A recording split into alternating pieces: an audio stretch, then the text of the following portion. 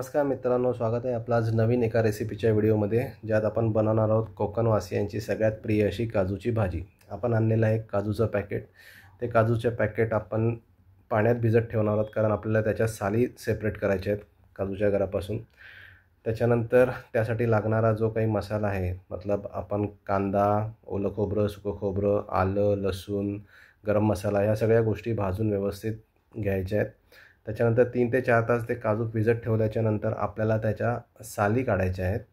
तर त्या साली जर ते काजू भिजत ठेवले तर त्या व्यवस्थित निघतात, अदरवाईज ते काजूच्या साली ज्या त्या सुक्या असतात त्या निघत नाहीत, त्यामुळे आपल्याला ते भिजत ठेवावे लागतात।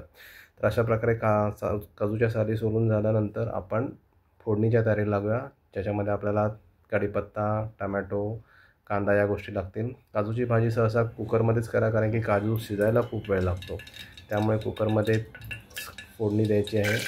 कढीपत्ता, कांदा याची आणि टोमॅटोची फोडणी दिल्याच्यानंतर व्यवस्थित कांदा जोपर्यंत लाल होत नाही तोपर्यंत आपल्याला ते व्यवस्थित ढवळून घ्यायचं आहे।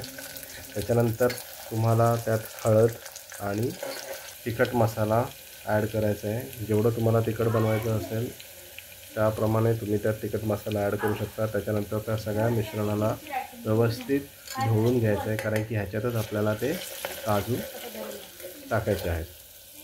तर हा व्यवस्थित ढवळून झाल्याच्यानंतर आपण त्यात काजू टाकायचे आहेत आणि काजूसुद्धा त्यात व्यवस्थित ढवळून घ्यायचे आहेत, कारण की हा जो मसाला आहे तो पूर्ण काजूच्या गरांना लागला पाहिजे।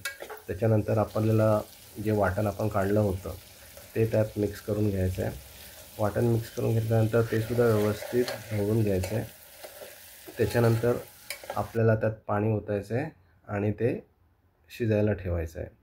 तर शिजायला ठेवण्यापूर्वी त्यात पाणी ओतल्याच्यानंतर कढ येईपर्यंत वेट करा। त्याच्यानंतर त्यात चवीप्रमाणे तुम्हाला मीठ टाकायचं आहे, कोथिंबीर टाकायचं आहे। ते सर्व टाकून झाल्याच्यानंतर कुकरचं झाकण लावून घ्यायचं आहे।